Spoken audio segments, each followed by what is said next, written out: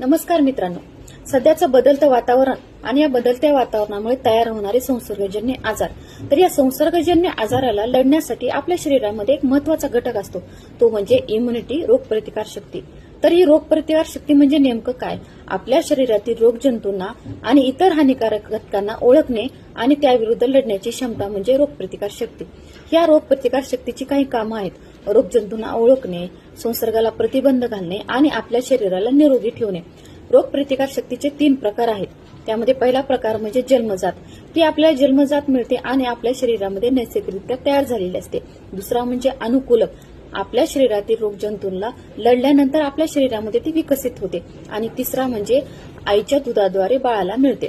तर या रोगप्रतिकार शक्ती कशी वाढवायची, त्यासाठी काय करावे लागेल? त्यामध्ये सर्वात महत्वाचा म्हणजे पुरेशी झोप घेणे, नियमित व्यायाम करणे, संतुलित आहार घेणे, ताणतणाव कमी करणे, लसीकरण आणि सगळ्यात महत्वाचं म्हणजे आपल्या शरीरातील न्यूट्रिशनची कमतरता.